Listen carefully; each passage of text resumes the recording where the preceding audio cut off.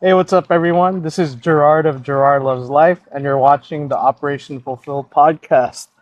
I have a special guest here, and this guy, I just have to say, is one of the most handsome brothers I know. Thank you, man. Appreciate that. And no cap, is that how you say it? Yeah. I should stop using slang. That's like the worst thing to do, but whatever. I'm trying to learn, trying to still get with the young folks, but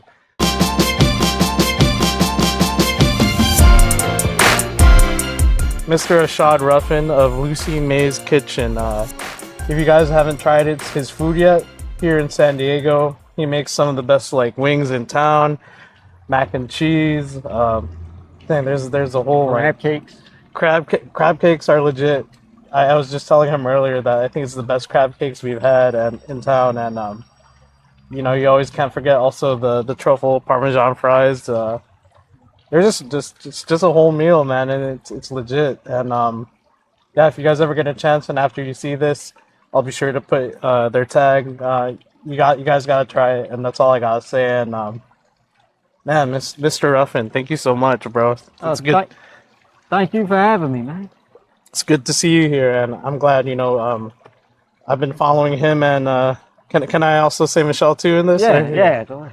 Yeah, just you and Michelle. You've always been so hospitable to Jennifer and me, and yeah, I just remember the first time I tried your food, it was like, dang, it's heavenly. Like I felt like I had a taste of heaven for a good 10 minutes, and then after I digested everything, I'm like, oh man, I'm back in town. But no, it's really good. So thank you for what you guys do, and especially like sharing the deliciousness. Like I know we see each other at Hopnomnus every Wednesday, Yes, sir. and all these other places. So thank you, man. Oh, man. Thank you. It's my pleasure, brother. Yeah. I love serving. You do, yeah. Yes, sir. How long has it been since you guys started doing Lucy Mays? Well, we started in 2021 during the pandemic, during the lockdown, when everything was closed and the world was at a standstill. We started cooking out of our house. So that's how we eventually started. Oh, okay. Dang, during I feel like the pandemic has been a great blank canvas for a lot of businesses. So I'm glad, instead of some people look at the pandemic as if you can say a bag of lemons because it's been a sour time, but you made lemonade. So Yeah. It's probably one of the best ways to grow a business is during a moment of crisis. yes, Because yeah. if you could deal with that, once you come on the other side, you can pretty much deal with anything. Yeah, it kind of brings organized chaos a little bit, right? Yeah. Now I wouldn't suggest that another pandemic come around. Yeah, no. Yeah, that's For the powers that be, please no Yeah. more. We don't want another one. please. No, but in moments of crisis, yes, you definitely can learn some good tools to navigate tough times. For sure. So- Right, yeah. When you're put under pressure, and if you know how to handle that, I guess it could be a walk in the park for any other Right. situation. Speaking of walk in the park, we're actually here in I'll just say we're here in Poway Park. It's a beautiful place, and it was kind of between us, so I wanted to make sure when I met up with Ashad that we were going to be at a dope spot. So I'm glad you came here, man. That's kind of cool that you talked about that. 2021 you started, and because there was a state of crisis that was happening, you decided to make something opportunistic out of it, and I think that's amazing. Talking about that, before we started recording, I just want to talk a little bit about your background, your history. You mentioned that you were in healthcare for a little bit prior to the food industry. So Yeah, so before I moved to San Diego, I worked mostly in healthcare, worked in just about every facet of healthcare you could possibly think of outside of being a nurse or a doctor. But as far as back office, call center, front desk, medical records, dietary, mail, patient navigator, community outreach coordinator, I've done it, pretty much done it all, man. doing all the logistics and Yeah. operations. So you know how it is then to work in a chaotic state, with that history too. So Right. And understanding how it takes a lot of different pieces to make something work. Yeah, it's not just what you see on the front end. It's a lot of things that go on the back end to make stuff actually work. For sure. No, all the angles, right? You gotta look at it that way. All right. And how has that kind of transferred into the food industry? Or yeah, what brought you into making a Lucy May's kitchen? You know, besides you know, just cooking out of your home kitchen and starting to serve food. I guess where did that whole spark of cooking and everything come about? Well, I always wanted to do like a food truck at some point in life, but I really never really got around to it. But then once the pandemic happened, I also lost my grandmother due to Oh, COVID. So condolences. once she died, we was trying to figure out some things to honor her because we couldn't have a funeral at this time, like not a major funeral because you know everything was shut down. And I Oh, think at the time they was only allowing 9 people or something crazy like that to come to a funeral. So I couldn't even go home to see her. oh man. So once I got over the grief, I was like, you know what, we can honor her by start cooking her food and bringing it to the masses and see what people think. And slowly but surely, people started coming and ordering food from us out of the house. And then as time went on, it got bigger and bigger, and our customers had started recommending us to different places to do pop-ups and farmers markets and things of that nature. Hey. And so with it being the pandemic and everything being shut down, the breweries were shut down as well. So the only way they could operate was if they had food. Yeah, Oh, so that's opportunity arises. right. Yeah. So that's when the brewery started reaching out to a lot of vendors and started bringing us on, and that's how we got into breweries. Yeah. Nice. Hey, and it's still happening to this day. So I'm glad that you know the brewery culture expanded to bring in you know the food scene, and I'm glad you guys are part of that scene. So, Yeah, me too. Yeah, it's been a blessing. nah, for sure, man. It's been a blessing for all of us, all our stomachs. So, you know what I'm saying? Just kidding. No.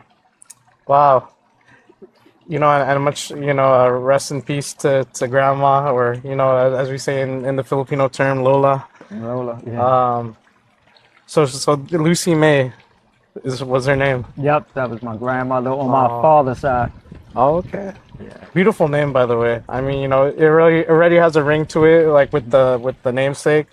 But how much more amazing that you're creating this legacy of your grandma, and you know, you're like you said, you're sharing her recipes to everyone. Hmm. So I guess were you like the grandson that kind of was like hanging around the kitchen when she was like making food, or? Yeah, so it's honestly, I grew up with my grandmother most of my life. So I had all my grandparents in my life as a child. Oh, that's But awesome. I would come visit her during the summer as a kid. And then once I became 14, I ended up moving in with her permanently. And then she had just had me around helping here and there. And it wasn't really like, all right, I'm gonna show you this and do this. It's just over time you just pick up things. Yeah. So it was, came naturally, I guess.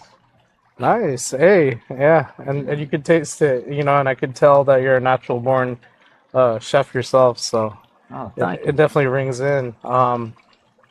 Yeah, let's actually talk about that. So I know you grew up in Bmore, right? Yep. What brought you to San Diego, I guess, uh, just to get to know you a little bit more on Oh, that end. so a friend of mine actually brought me out here. Oh, okay. We met in Baltimore, me and a buddy, and he met his now wife in Baltimore. But she was from here originally, from San Diego. So Ah, he followed her once she came back to San Diego for law school, and they ended up getting married. But he wanted me to come out because he didn't know anybody. he was So like, he was like, yeah, "Hey, you could come you're my chill. bro. Come Yeah, by. stay with me until you find something."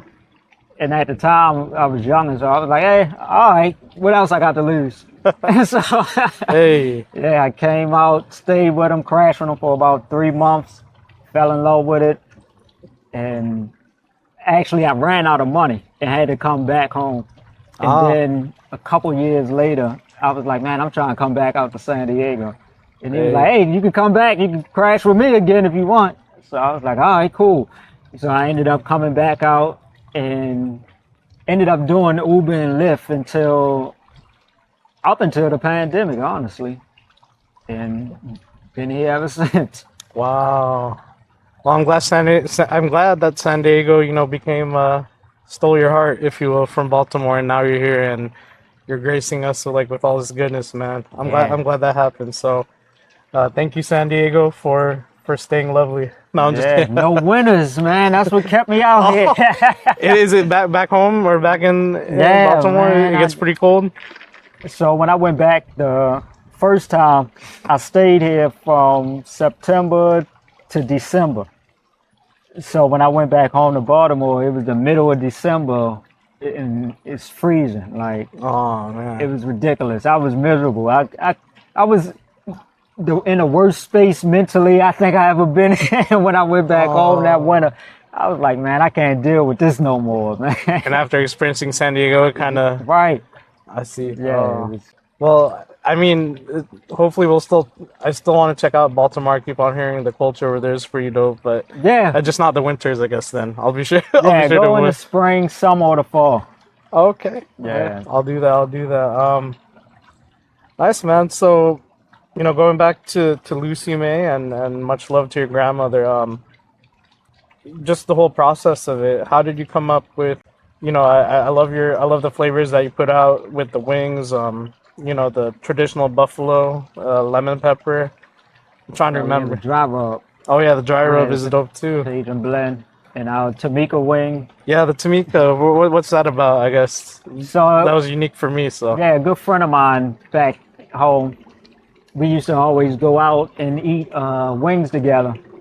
And she liked her wings a specific type of way. So oh yeah, so we would get it made that way at a certain spot we used to go to all the time that no longer exists.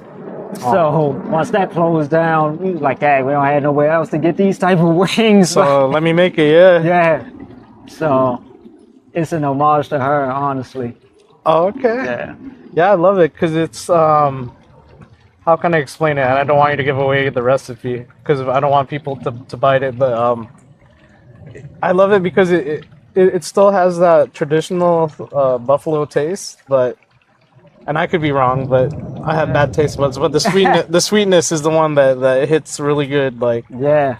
Like a salty, sweet, yeah, crispy, savory. Yeah. very umami. Yeah. Yeah. So, yeah. So wings. I guess. Oh, and I forgot if I talked about the mac and cheese, bro. The mac and cheese also.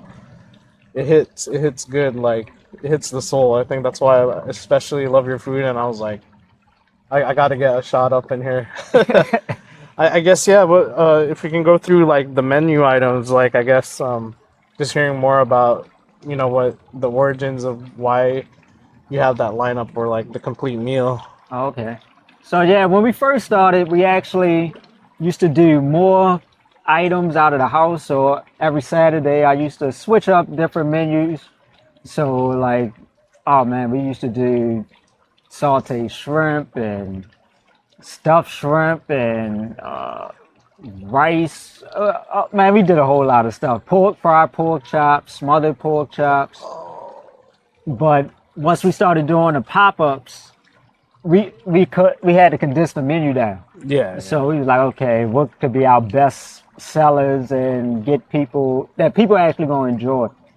So we realized that our mac and cheese people love, our wings, our crab cakes, and our truffle fries. So we was like, okay, let's condense that to our pop-up menu. And then for our catering, we do a much broader menu where we do collard greens and candy yams, southern fried chicken.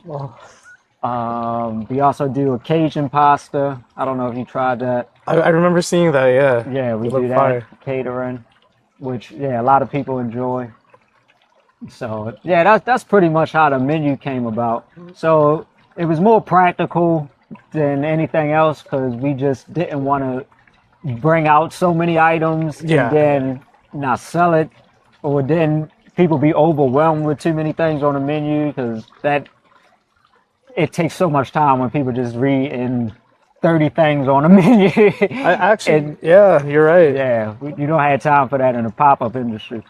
Yeah, and I'm always an indecisive type, but yeah, I really appreciate that. You know, the formula that you made. You stuck with the heavy hitters, and um, I forgot what you call it. The plates, the big boy plate. Is that what? Oh, the sample plate. Yeah, Yeah, I forgot the name of it. Is it? That's what it is. yeah. So call it either the sample plate or the hopnonymous plate. Oh, Yeah. okay. So that's where the. Oh, I see. I just want to stick with big boy because it was calling me out, man. You know what I mean? No, I'm just kidding. So I mean, it's good that you did that, and I'm glad that you brought that up, especially for any aspiring small business owners. Like you said, you know, as a chef, right? You want to like give everything and anything, and just always be creative. But at the same time, yeah, you have to think about what are the heavy hitters, and for the everyday customers, like what can I do to simplify and make sure, yeah, they don't get a headache when they're actually looking at the menu. So Right. I'm glad that you brought that up. Yeah. Yeah, because time is an essence in this business. So you mentioned that you done the breweries. You hopped into that. No pun intended. Hopnomnus. But where can the audience find you guys, especially those here in San Diego? So every Wednesday we're at Hopnonymous Brewing Company. Definitely, spot, yeah. yes. So that's our mainstay. We're there from 3 till 9 p.m. every Wednesday, and then our other locations are still up in the air right now because we were working with Little Miss Brewing, but they're no longer around. So we're looking for a different place on Friday. But you can also find our locations on our Instagram or Facebook page at Lucy Mae's Kitchen. I'll do this right here. Or is it this way? I don't know. But yeah, however the camera's aiming right now, yeah. Yep. So that'll have our schedule weekly. Okay. So right now the constant Hopnonymous, yeah, be sure to go there Wednesday nights, and be sure to look for these guys, and they'll make you feel at home. That's what I also love about you. Like, yeah, whenever we drop by, Jennifer and I, we grab a bite from Lucy Mae's. They always act like we're cousins. I guess in a way we're kind of now, right? No, I'm playing. Man, good stuff, bro. I really appreciate this this conversation. I guess also while we're on it, as a small business owner, for anyone that's watching, and hopefully they'll get some nuggets out of this. I guess what can people expect? What's the nature? What are some, if you can tell any future owners, like what are some smart moves to do? I guess being in this industry. The first move is to learn as much about it as possible, which I'm sure most people know that. I'm hoping most people know that if you're going into a business. Yeah, go on YouTube, right? Or just follow. YouTube it. Figure out the numbers. Actually figure out what you're paying for things, how much stuff actually costs. That's big. That's important. Knowing how much things cost and how much you're going to make off of something. Because a lot of people in our business, they either fall short of what they supposed to be charging or giving too much away. And yeah, they go out of business quick. That's why you see a lot of restaurants go out of business. Yeah. They don't know their numbers. So that's probably the most important thing. And then with anything, if you're getting in a business, make sure you can actually make some money. You actually doing it good enough that people actually want it.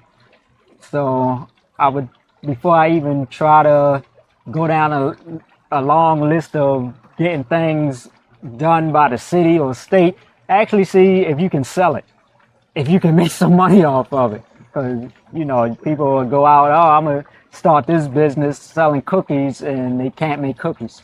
Yeah, they're like, it's like I learned it from YouTube. I don't make it organically. I can't do that. That's right. Oh man. Yeah. So try to actually do something you're good at first. Have a passion, and actually, you could do it. That's a good point. You're just not making it just for the money. You're actually doing it because it's something that that people want. You're good at. Yeah. That's a good point. Yeah, that's true. Sometimes people go for that get rich or die trying kind of situation, like, Right. but we don't want the die trying part as much as possible. That's a good point. That's a good point. I'm glad you say that. Yeah, numbers for sure. You got to make sure that things balance out.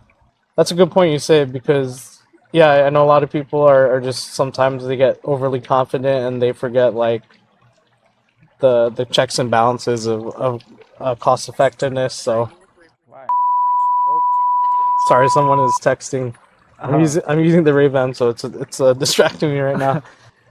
Anything else? I guess how would you say the ride of doing the food industry is like it's not necessarily a smooth ride, right? Like no. it's like it could be a roller coaster, I Yeah, guess. it's definitely a roller coaster, especially with the pop-up industry, because you got taking effect account of several different things. You know, you got to take an account of the weather, which is different than most people's businesses as That's far as what true. we do. You know, if it's rainy or if it's too windy, it can mess up your business. Uh, It you know, and everything you planned or prepped for, it can go out the window.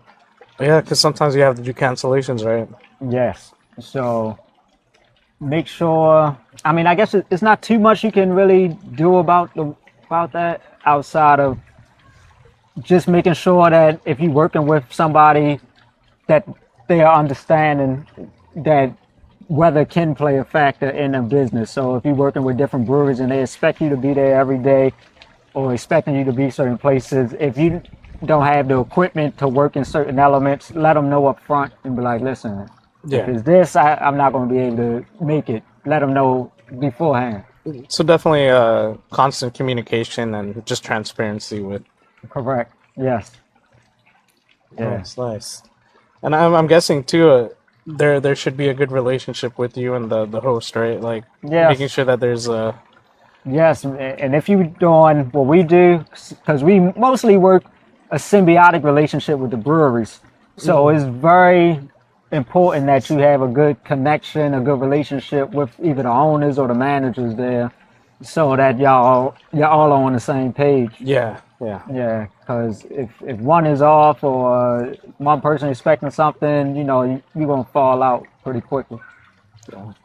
That's why I definitely especially with Hopnonymous, I've seen this. Yeah, it's almost synonymous like with you and them on Wednesdays. Yeah, Wing Night is an exclusive spot at Hopnonymous, so right. And I could see that. yeah, it's people that come, our customers that come there just because we're gonna be there, and they expect a certain type of vibe. Almost is different where we play music, and it's more of a party type of vibe on That's Wednesday. true. Hey, no, if you guys seen my video shorts, yeah, whenever we visit these guys, it's always a party, and you're always playing good music like with the '90s hip hop and R&B. I Yeah, guess we grew up in that same era, so right.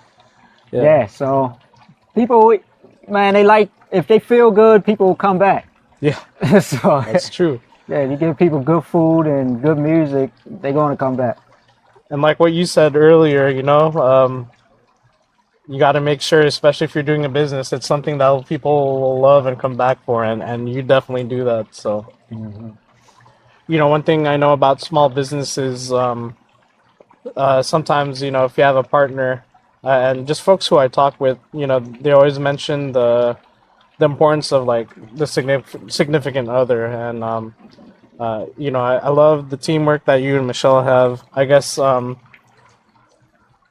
how has Michelle been instrumental into this business? I know you're the main owner, but at the same time, I know she's been the face as well. Yeah, so it's important because she handles most of the social, well, pretty much all of the social media, Ah, and so it's her whenever I yeah. type. So whenever you type in, you more than likely speaking with her. Oh, So that's mostly her handles all of that. So the flyers, the marketing, that's all her. wow. So without her influence or input, we probably because I don't have the temperament to deal with some of the stuff. I got you. Yeah, some of the customer service issues is she's much better suited for. So, yeah, you definitely need somebody that can balance you out in this business. But Yeah, you definitely need that. For sure. No, I totally agree, and I think one consistent aspect of that is, yeah, like your significant other, supports you, and at the same time, like you said, will balance things out for you, and I think it has to also 100% also fully believe what you're doing too, and I could see that with you too. So, Yeah. and I'll take this off if you want, but future congrats, by the way. Oh, thank I, you. I think it's out in the open though, right? Like Yeah, on yeah, Lucy everybody Mays, so knows. all the Lucy Mays followers, yeah. Yeah. So yeah, we're looking forward to that next chapter, and yeah, man, just thank you again for gracing the San Diego scene with Lucy Mays, with if I can call it the soul food because it does hit the soul, Thank you. and yeah, we're just looking forward to more good times, like you said, more parties at Hopnonymous or wherever you're gonna be next, and hopefully any prospective breweries, if you guys see this, please hit up Ashad, and yeah, you definitely need to make sure that Lucy May's kitchen is a part of your itinerary or your artillery, if you will, of food. Any closing thoughts you want to say, bro? Uh, nah, just keep doing the good work, man. I appreciate you. Keep it up. Oh, Yeah, keep these things coming, pumping them out, man. for Be sure. big on YouTube, Instagram, everything, Twitch, all other platforms that's out there. Yeah, all the social media. Yeah. I guess that's why I jumped on this. The beauty of social media. I think most importantly is the friend to friend like conversation. Like as much as this is a beautiful space, I feel like right the best PR is for instance after I grabbed food at Hopnonymous on a Wednesday, the next day, and I hope you guys do the same too. You can post it, but tell your friends, tell your family, right? Make it a conversation piece. Like, yo, did you know that Lucy May's Kitchen has the best wings in town or the best crab cakes? Like, that's more of a beautiful conversation. So, I'm happy if you guys watch this, but I think it'll be more fulfilling, Operation Fulfill, if yeah, you make a conversation piece like at your next party, talk about it, and then bring your friends, bring your family, right, on Wednesdays. Yeah, everybody, come on out. Yeah, for sure. So, man, bro, just thank you so much and Oh, thank taking the you, time. I know man. you're a busy man, and you have a lot going on in your life. Yeah, just thank you for the time, the opportunity, and yeah, being a true image of fulfilling what you love to do on via Operation Fulfill. I ate lunch earlier, but I'm thinking of his food right now, so I'm definitely gonna come through next Wednesday. Especially Jennifer will be out of town, so I'll sneak out and I'm just kidding. I'll drop by Hopnonymous. This is Gerard of Gerard Loves Life, the Operation Fulfill podcast, and this is Mr. Ashad Ruffin of Lucy May's Kitchen. Again, check them out when you can and follow them on their Instagram, which I'll put down below. And we have liftoff.